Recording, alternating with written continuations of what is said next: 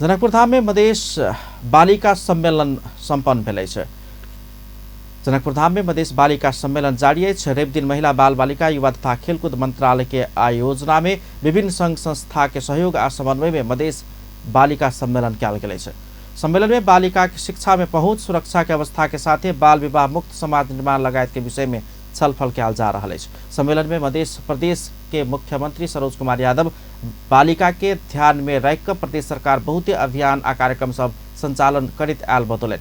आगामी दिन में समेत बेटी पढ़ाओ बेटी बचाओ, छोरी शिक्षा बीमा लगायत बचिया सब के सशक्तिकरण के लिए योजना सब के निरंतरता देबाक ओ प्रतिबद्धता व्यक्त करें छलैन।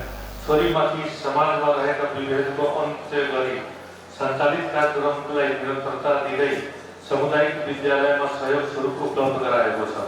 बालिका तथा किशोरीहरूलाई पढ्न सक्ने जोखिम तथा समस्याहरूलाई ध्यानमा राखी बालिका सम्बन्धी ऐन प्रदेश सरकारले कार्यान्वयनमा ल्याएको छ।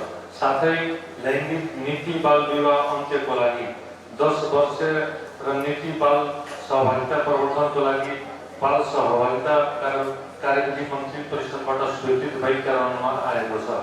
प्रदेश सरकारले बाल बालिकाको हक हितको क्षेत्रमा महत्त्वपूर्ण प्रयास गरिरहेको छ। प्रदेश सरकारको नीति तथा कार्यक्रममा पूर्ण सुरक्षित मातृत्व प्रदेश कुपोषण मुक्त प्रदेश बनाउने लक्ष्य राखेको छ। कार्यक्रम में मधेश के शिक्षा विज्ञान तथा प्रविधि मंत्री महेश कुमार यादव मधेश के बेटी सबके उच्च शिक्षा अध्ययन करबाक लेल वातावरण बनाब स्वयं सब प्रतिबद्ध रहल धारणा रखने छलैन। वो मधेश के साक्षर प्रदेश बनेबाक प्रण लक स्वयं विभिन्न योजना सब लाइव का काम कर रहल समेत धारणा रखने छलैन। भित्र सबलाई पढ्न, लेख्न, सिग्नेचर गर्न, बुझ्न आउनै पर्छ भन्ने हाम्रो सरकारको मान्यता पनि हो, हाम्रो संघीय सरकारको र त्यो नैसर्गिक अधिकार पनि हो। त्यसकारण हामी त्यो प्रतिबद्ध भएर अगाडि बढेका छौँ। म तपाईहरु समक्ष म मन्त्री भइसकेपछि म विभिन्न ठाउँहरुमा म घुम्न गएँ, त्यहाँ मैले हेर्न गएँ, बुझ्न गएँ, सिक्न गएँ र त्यो स्थानीय तहहरुमा स्थानीय स्कुलहरु तब म गएँ, त्यहाँको जो अवस्थाहरु मैले देखेँ, निश्चित रूपमा दुख लाग्दो, डर लाग्दो अवस्थाहरु मैले हेरेँ।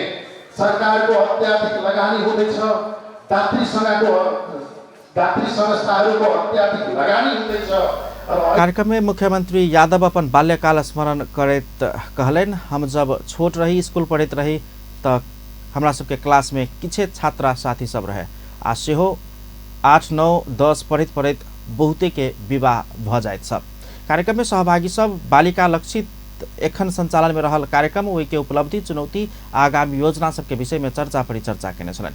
कार्यक्रम में सहभागी होब मधेश के विभिन्न जिला से बाल बालिका तथा शिक्षक आ शिक्षिका सब आयल छ।